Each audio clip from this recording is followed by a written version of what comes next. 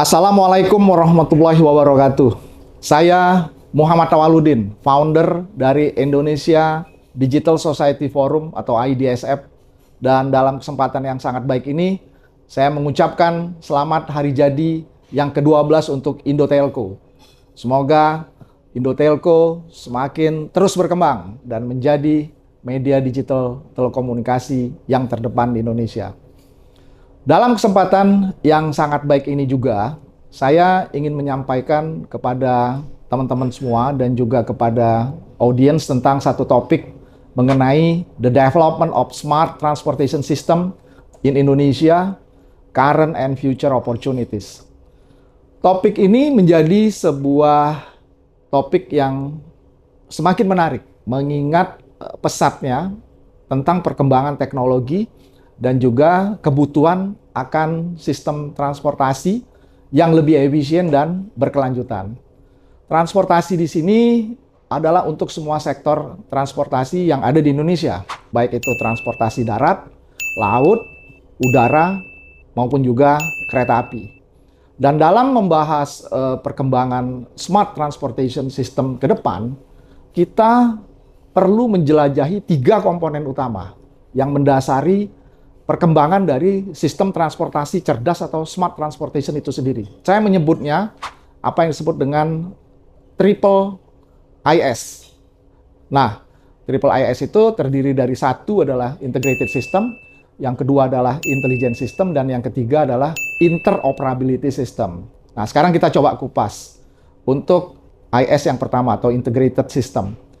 Integrated system adalah sistem terintegrasi yang menjadi fondasi dari sebuah revolusi atau smart transportation itu sendiri. Dan dalam konteks ini kita membahas tentang bagaimana berbagai elemen dari transportasi itu, mulai dari moda transportasinya hingga teknologinya yang harus dapat bekerja secara kolaboratif dan sinergis.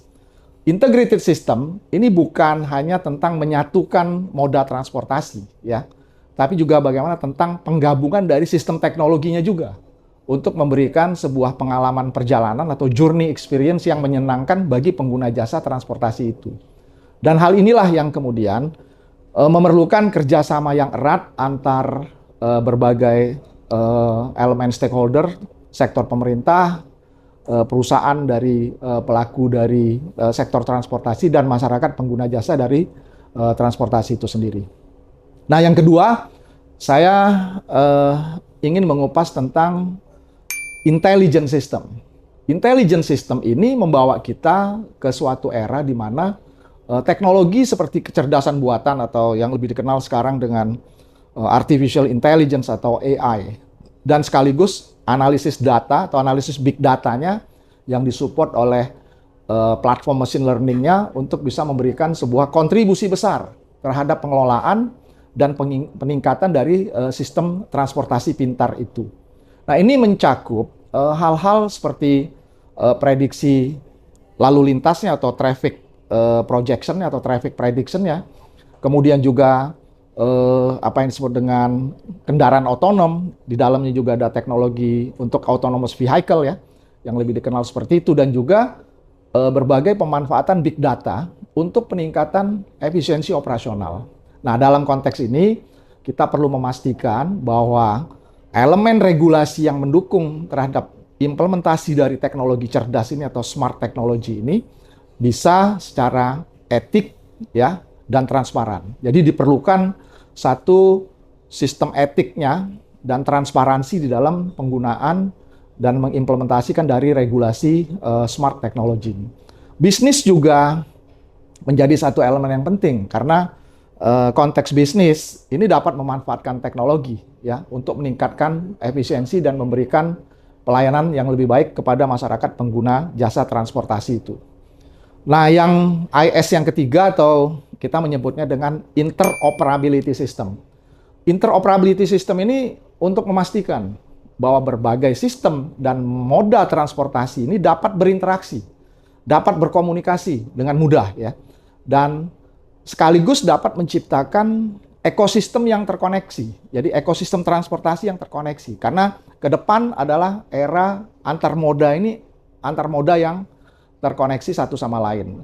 Sekaligus di mana kita bisa memastikan berbagai konteks data ya dapat bergerak secara bebas antar penggunaan berbagai platform itu sendiri. Nah, disinilah teknologi digital memegang satu peran sentral ya dalam mencapai sebuah interoperabilitas tadi. Pemanfaatan standar komunikasi atau protokol standar yang terbuka dan sekaligus pengembangan dari satu sistem infrastruktur yang mendukung dimungkinkannya pertukaran data dan dapat sekaligus membantu menciptakan sistem transportasi yang lebih efisien dan adaptif. Nah, rekan-rekan semua, saya ingin mengatakan bahwa dari 3 komponen tersebut, saya ingin menekankan bahwa kesuksesan pengembangan sistem transportasi cerdas di Indonesia memerlukan sinergi dan kolaborasi antara pelaku pembuat kebijakan, atau kita lebih mengenal dengan regulator, pelaku bisnisnya sendiri atau pelaku usaha di sektor transportasi itu, ya, inovator teknologinya juga menjadi penting, dan juga standarisasi teknologinya yang tadi dengan pendekatan dukungan dari regulasi untuk implementasinya. Dengan mengintegrasikan moda transportasi dan sekaligus memanfaatkan teknologi cerdas di dalamnya atau smart technology, kita bisa memastikan penciptaan sistem yang interoperable dan sekaligus kita dapat membuka pintu menuju masa depan transportasi yang lebih efisien, lebih efektif, lebih baik, dan berkelanjutan atau sustainable. Demikian yang dapat saya sampaikan pada kesempatan yang sangat baik ini. Sekali lagi terima kasih kepada Indotelco Forum yang menyelenggarakan forum yang sangat baik ini. Terima kasih juga kepada Bapak Ibu peserta semuanya. Dan mari kita sama-sama berkontribusi pada satu revolusi dan transformasi yang positif dalam konteks transformasi digital di Indonesia, dan sekaligus dalam aspek yang lebih mengedepankan bagaimana membuat sistem transportasi yang lebih baik, yang lebih efektif, yang lebih efisien dengan smart technology menuju pencapaian Indonesia Emas di tahun 2045. Sekali lagi terima kasih. Mohon maaf apabila ada hal yang kurang berkenan. Billahi taufiq wal hidayah. Wassalamualaikum warahmatullahi wabarakatuh.